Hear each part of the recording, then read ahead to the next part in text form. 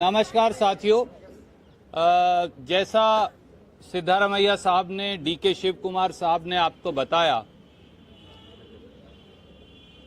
कांग्रेस चुनाव समिति ने एक बार फिर बहुत सारी सीटों पर तफसील से चर्चा की। आपने देखा कि 124 विधानसभा की सीट कांग्रेस पहले ही बहुत दिन पहले घोषणा कर चुकी। 42 सीटों की घोषणा हमने और कर दी। कांग्रेस ने तो 2/3 से ज्यादा सीटों की घोषणा कर दी, पर बीजेपी एक सीट की भी घोषणा नहीं कर पाई। क्या हम जेपी नड्डा जी से पूछ सकते हैं, नड्डा साहब आपको किस बात का डर सताता है? नड्डा साहब को डर क्यों लगता है?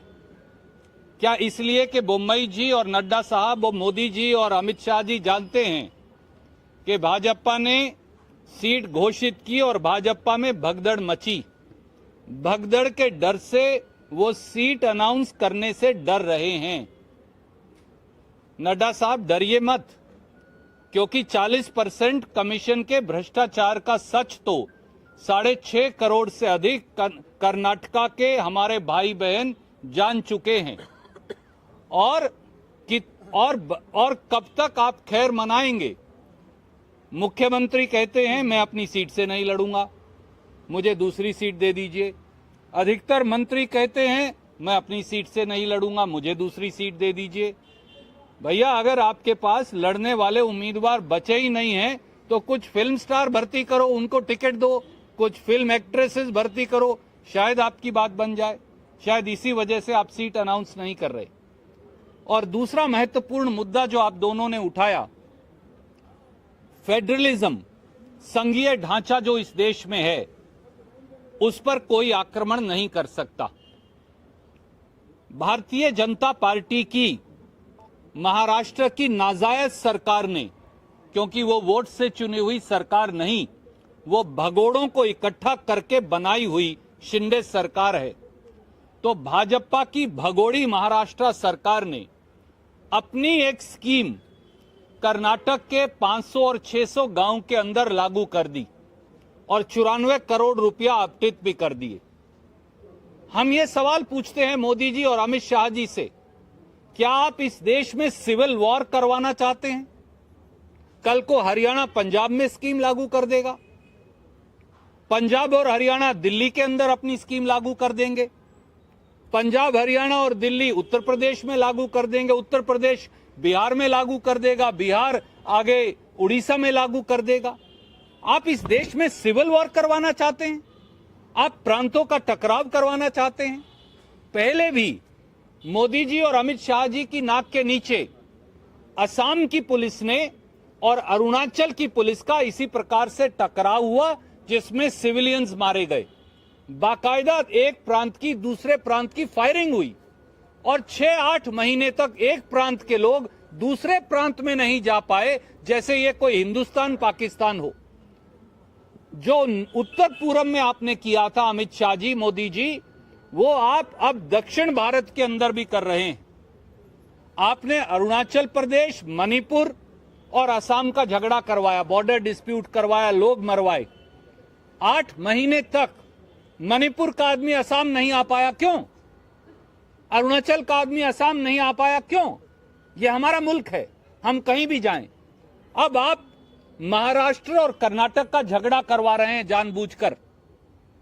दोनों जगह आपकी सरकार है, हर रोज मोदी जी बार बार वहां जाते हैं।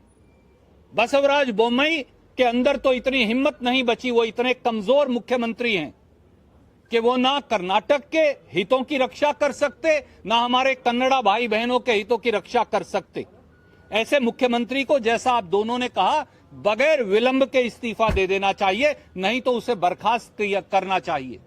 और दूसरी तरफ मिस्टर शिंदे, जो महाराष्ट्र के मुख्यमंत्री हैं, वो हिंदुस्तान के संघीय ढांचे का और संविधान की धज्जियां उड़ा रहे हैं। महाराष्ट्र के गवर्नर को आर्टिकल 356 का इस्तेमाल करके उनकी सरकार को और मुख्यमंत्री को बर्खास्त किया जाना चाहिए। उधर महाराष्ट्र के मुख्यमंत्री बर्खास्त हों, इधर कर्नाटक के मुख्यमंत्री बर्खास्त हों, क्योंकि भाजपा के पास अब कोई मुद्दा नहीं बचा। उन्होंने सारे हथकंडे अपना लिए।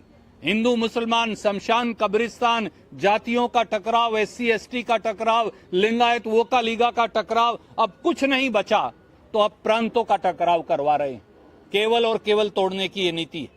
जब उनके पास सब खत्म हो गया तो अब वो चाहते हैं कि महाराष्ट्र और कर्नाटक का टकराव हो, लोग आपस में मरें, पुलिस एक दूसरे पर गोली चलाएं और ये रोटियां सेकें। हम ऐसा नहीं होने देंगे, क्योंकि भारतीय राष्ट्रीय कांग्रेस अभी जिंदा है। सिद्धारमैया जी, DK शिव कुमार जी के नेतृत्व में संघीय ढांचे का उल्लंघन जो महाराष्ट्र द्वारा किया जा रहा है, उसके खिलाफ हम निर्णायक लड़ाई लड़ेंगे। और हम मांग करते हैं, प्रधानमंत्री वापस ना आए कर्नाटक, अमित शाह जी वापस मत आइएगा कर्नाटक, या तो शिंदे को बर्खास्त करिए और इधर बोम्मई जी का इस्तीफा लीजिए, और नहीं तो कर्नाटक मत आइएगा चुनाव का प्रचार करने, क्योंकि कर्नाटक के लोग आपको माफ नहीं करेंगे। ಸಿದ್ದರಾಮಯ್ಯ ಸರ್ ಬಂದು ಇವತ್ತು ಬಸವರಾಜ ಬೊಮ್ಮಾಯಿ ಅವರು ಸ್ಟೇಟ್ಮೆಂಟ್ ಕೊಟ್ಟಿದ್ದಾರೆ ನಿಮ್ಮ ವಿಚಾರವಾಗಿ. ನಾನು ಬೇರೆಯವ್ರ ಸಿಎಂ ತರ ಅಲ್ಲ, ನಾನು ಕೆಲಸ ಮಾಡಿ ಮಾತನಾಡೋ ಸಿಎಂ. ಮೀಸಲಾತಿ ಮತ್ತೆ ಒಳ ಮೀಸಲಾತಿಗೆ ನೀವು ಪರವಾಗಿದ್ರೋ ವಿರೋಧವಾಗಿದ್ರೋ ಸಿದ್ದರಾಮಯ್ಯ ಸ್ಪಷ್ಟಪಡಿಸಬೇಕು ಅಂತ ಕೇಳಿದ್ದಾರೆ. ಯಾರು? ಬೊಮ್ಮಾಯಿ. ಸೋಷಿಯಲ್ ಜಸ್ಟಿಸ್ ಪರವಾಗಿರೋರೇ ಕಾಂಗ್ರೆಸ್ ಪಾರ್ಟಿ. ಮಂಡಲ್ ಕಮಿಷನ್ ವಿರೋಧ ಮಾಡಿದವರು ಯಾರು? ಹೈಯರ್ ಲರ್ನಿಂಗ್ ಇನ್ಸ್ಟಿಟ್ಯೂಷನ್ ಮೀಸಲಾತಿ ಕೊಟ್ಟಾಗ ವಿರೋಧ ಮಾಡಿದವರು ಯಾರು?